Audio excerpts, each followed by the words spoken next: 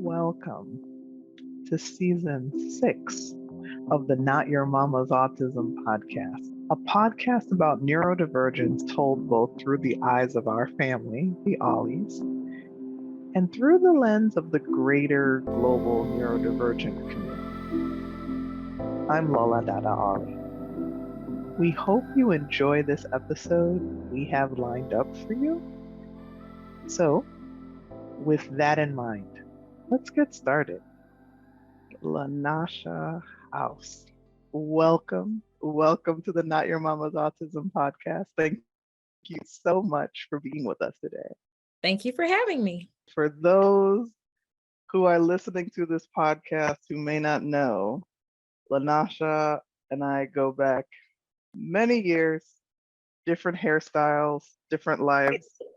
We both are proud graduates of the Howard University School of Law, which is where we met. We were in the same section, section 1 for life, for those in the know. And I just want to thank you so much for being with us today, because we are talking about some heavy topics, but really needed topics for people to better understand a different way of life, what I like to call an often overlooked way of simply being human. And your story, just based on what I know, and I know we're going to get in deeper, I know you definitely fit the bill.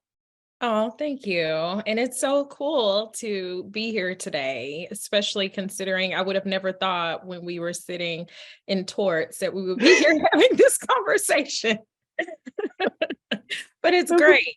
Yeah, that's the beauty of life. You definitely have no clue what is going to happen. So you are still a practicing attorney and an overall Renaissance woman. You are a multi-hyphenate. So tell our viewers what you do for a living, what you do that brings you joy. Well, I have been practicing law since I graduated from Howard in 2006. My primary practice right now is probate, trust, and estate work. And I tell people that my practice focuses on abused and neglected adults and children. I mainly work on guardianship matters, so individuals who have an intellectual or developmental disability, or maybe Adult Protective Services has become involved because of self-neglect, possibly dementia, or some other diagnoses. In addition, for fun, what I tend to do is find things that are the complete opposite of what I do in my 9 to 5. I competitively dance West Coast Swing. I just finished my 200-hour yoga teacher training with Core Power. I also go in step, I go swing out. And so I try to find things that embrace my creative side and allow me to release, since my job that pays me is a little more intense. Just a little bit. So thank you for sharing this a little bit of you are so multifaceted. And recently we were texting and you told me that you are a proud member of the neurodivergent community. So do you mind sharing with us? Shockingly to me, but totally okay with it. After about a couple of years in therapy, my therapist, who is also a doctor, referred me to a psychiatrist. And then I did this kind of brain scan thing where they put this cap on your head and analyze your brain waves. Don't really know the formal name of that. He also did a few sit-down interviews with me and reviewed my chart and the information from my therapist. And he diagnosed me with ADHD, as well as psychosocial anxiety, psychosocial stress. And I was told that I have autistic behaviors, but I do not have a diagnosis of autism disorder. Was your journey to these diagnoses long? How did this all come about? How did you know where you fell on the overall neurodivergence spectrum? I honestly neurodiversity spectrum. I never thought about it, actually. And I think it's because of the fact that in women, Black women in general, right, we don't present the way that is stereotypical of what somebody would present with if they have ADHD. And another thing, so basically all of the hyperactivity is not physically, for me, It's not physically exhibited. It's inside my head. Whereas that's not what they're typically looking for in school, right? I always had good grades. I am naturally an introvert, so you are not going to find me talking to a bunch of people. I actually don't prefer crowds. They make me anxious. I'm great one-on-one, but I'm not going to act up in class because I don't want to be seen. I don't want to draw attention to myself. Concerning how did I recognize this or did I think anything about it? The answer is no, not at all. The first time that it even came up as a possibility where someone made me think maybe this is a possibility is when I was working for Dallas County. I was the supervisor for about 7 or 8 LMSWs, and they're very familiar with the DSM. And they would tell me, you fit some of these criteria in this DSM. You should probably go get tested. And I was like, y'all, whatever. And I worked with Dallas County for about 3 years. And I shared the information with my therapist. And eventually she was like, ma'am, you should probably go get tested, because it basically came to the point where it was, I explained it to her like, you have a stack of cards and you're building a card house. And it just came to the point that everything was crashing around me and everything was crashing down. And I didn't know how to fix it. I didn't know how to come to a point where I could function. And she was like, you should be able to work through this. So I'm sending you to a psychiatrist, which is great. And then got the diagnosis. And instead of me feeling, as some people, they have a crisis, for me, it was a relief. Because now, finally, over the age of 40, I don't have to try to fit into these boxes or molds. I now have a reason as to why certain things are more difficult for me. I now have a reason to explain to people, this is how I communicate. This is what I mean. And it just helps me to better express to others how to interact with me, as opposed to me trying to change my behavior to help people understand me better. And that wasn't working. So you said your hyperactivity doesn't present physically, but it's in your mind. Can you dive a little bit deeper as to what that feels like? It's kind of like, I think I saw something on TikTok where someone explained how they saw their child. One child had ADHD and one child did not.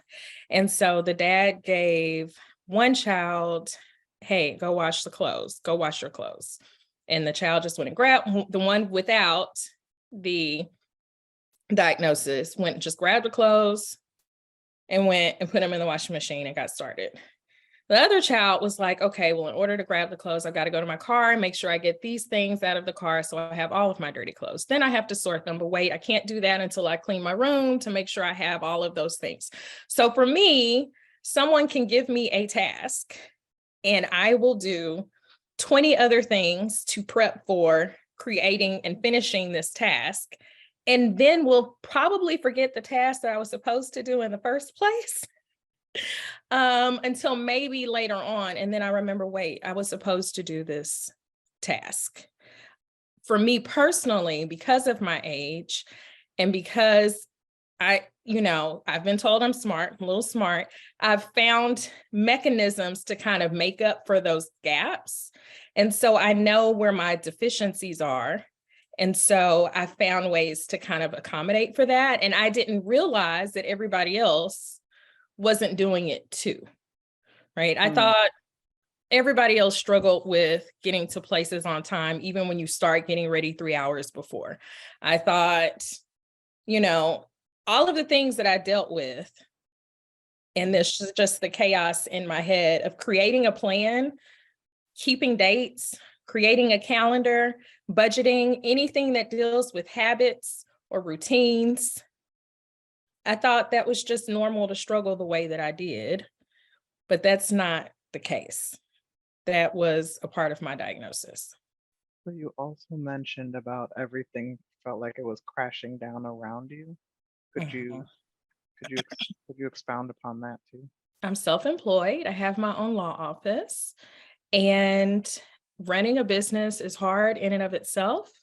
But running a business where you have to manage your own life, and then the way that my business is, I have to deal with the crises of others. And so in the process of dealing with the crises of others, I wasn't managing myself well. Myself was getting lost in me managing other people. And it just felt like everything was just like this big looming cloud, I guess, and heaviness was affecting me to the point where sometimes I couldn't get out of bed, or to the point sometimes where I couldn't do my work, or it would just be anxiety to the point where sometimes I would be paralyzed and not necessarily know what to do next or how to function, or not eat, not shower, not get dressed, not leave the house. So it got into a point where then it started to affect my relationships and it started to affect my work product. But I couldn't fix it. I couldn't get out of it. I couldn't be like, pull yourself together and function. And the things that were happening were not anymore than what had been happening before. I've dealt with a lot of stress and a lot of things in my life. It wasn't more. I don't know if it was something dealing with COVID and the quarantine and everything else, maybe just a situation of so many other people not really regulating themselves, interacting with me, causing it to be heightened. I don't know if that's what the case was or not, but it was just very much amplified. And my doctor was like, okay, these mechanisms that I'm giving you without medication are not working.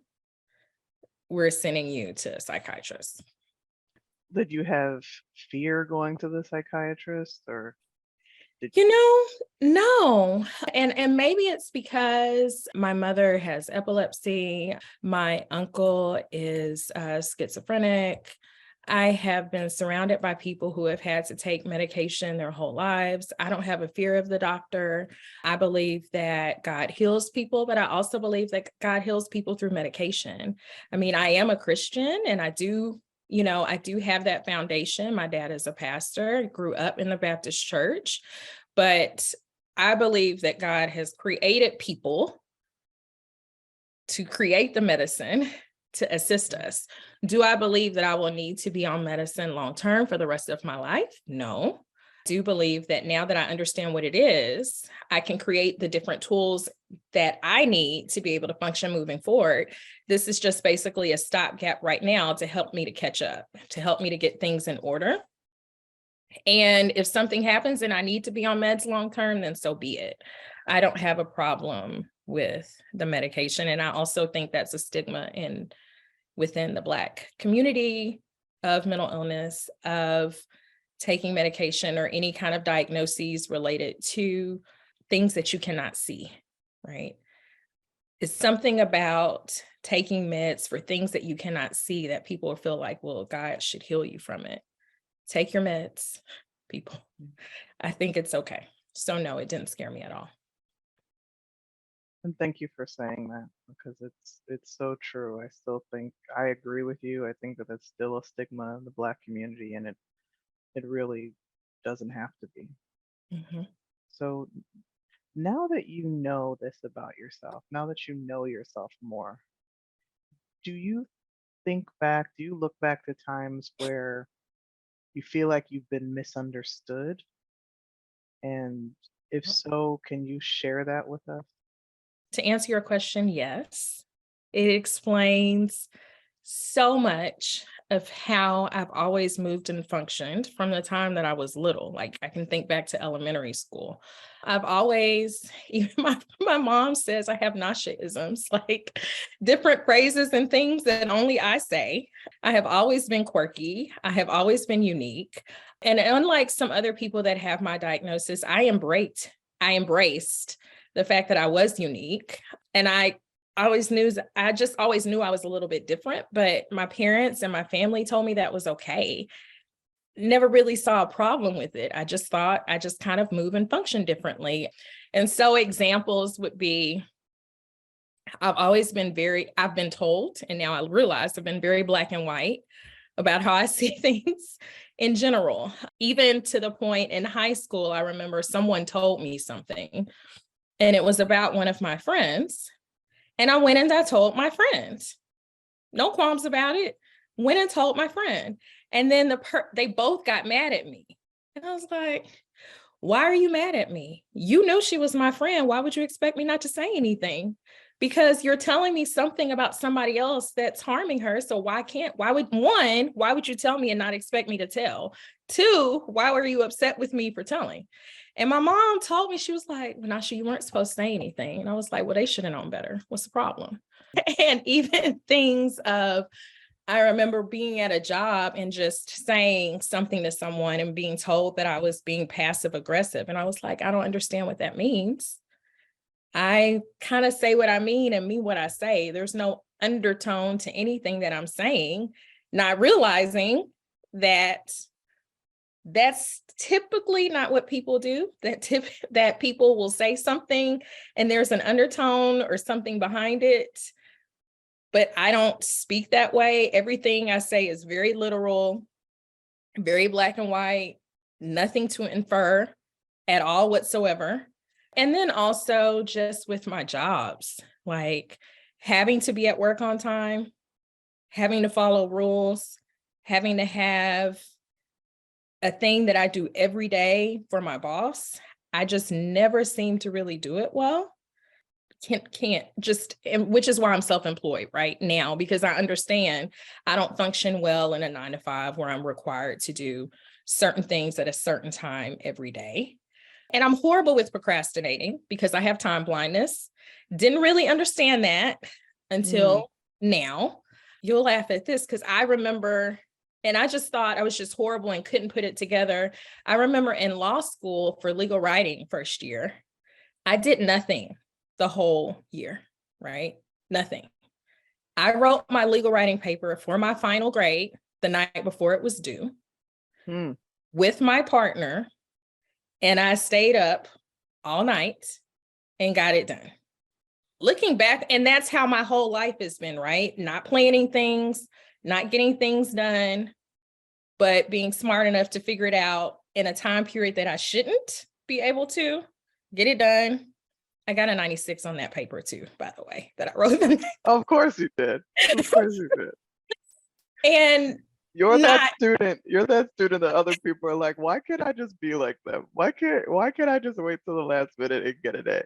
But that's not how it's supposed to be, right? And so my mentor from TCU, when I was working in New York and I'm on the 40th floor looking out on Wall Street. And he was like, where are you, Miss Houze? And I said, oh, I'm at my new law firm job. And he was like, oh, you seem to have landed on your feet once again. Like, no plans, no nothing, just fly by the seat of my pants with everything. So now it all makes sense. But so looking back on it, yes, those are examples of that's not typical. That's not how people usually operate, and people do not usually speak so literally or not as in black and white.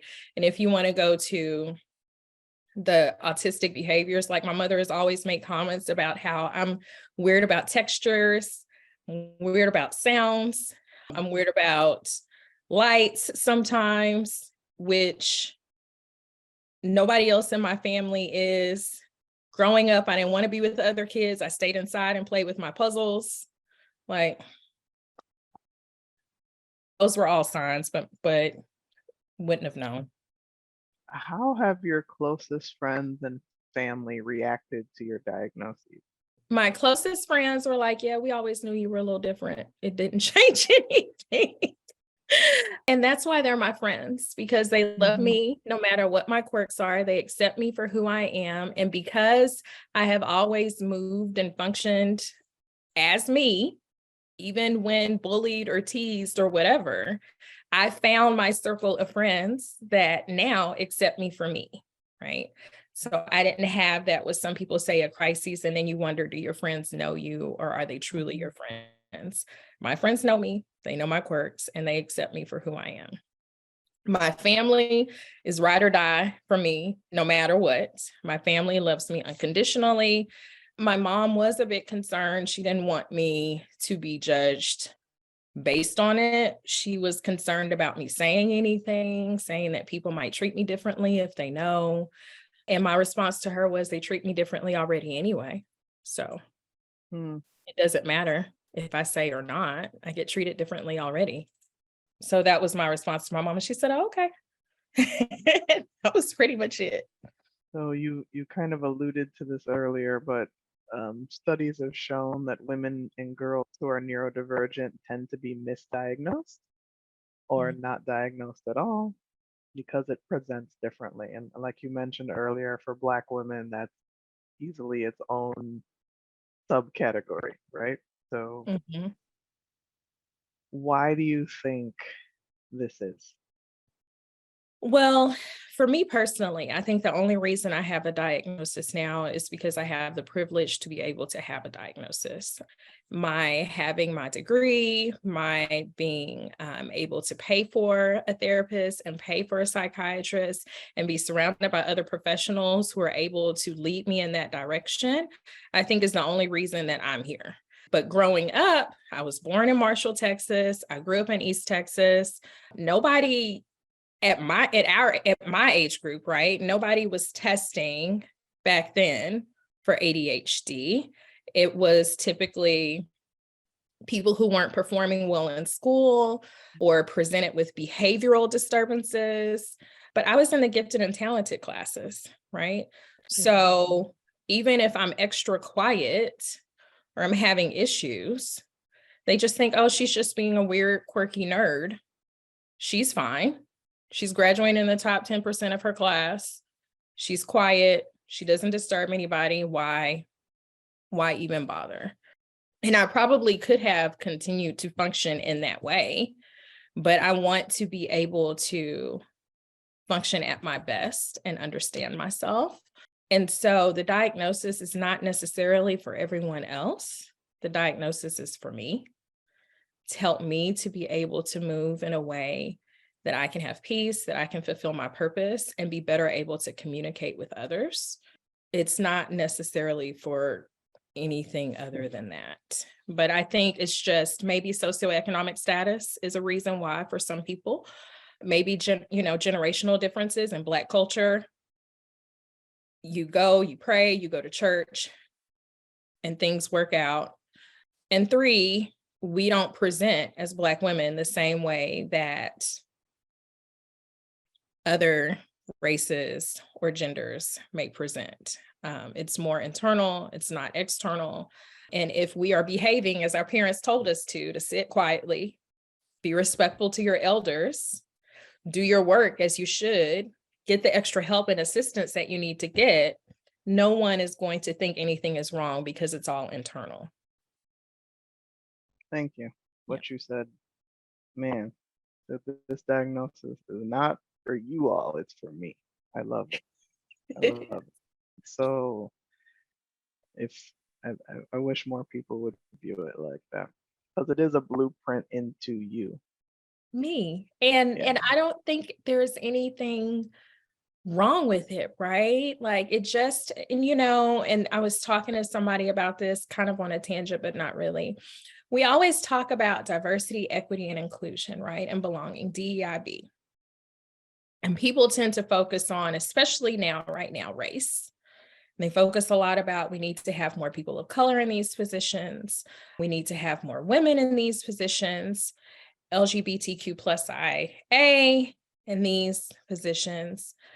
There really isn't a talk about what diversity means if someone has a diverse thought, functions differently, thinks differently, speaks differently.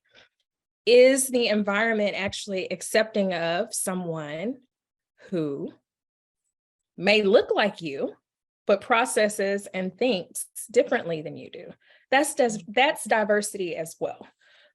And so what I would like and why I say these things sometimes and why I don't mind sharing is because I want people to understand that it's not just about us accepting people that don't look like us with race or physical disabilities, right?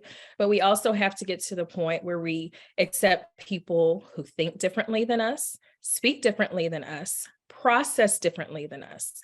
Are people really accepting? Or are you judging and thinking, why didn't they have the answer that I had? Why aren't they speaking to me the way that I would speak to me? Or get the answer as fast as I did, or why do they take more time to deliberate on something than I do? Correct. Accept the differences across the board. LaNasha, thank you. Thank you. Thank you for this conversation. I want to ask you, what advice would you give someone who thinks they may be neurodivergent? I would say one, understand that being neurodivergent is not a negative thing. Before going and speaking to a therapist or doctor, take that internally within themselves first and understand that the path moving forward is just a way for them to understand better how to continue to move in life, right? How to make things function better mentally, put the puzzle pieces together as they complete the path that they want to complete. Definitely would say, get a therapist and talk to someone about it.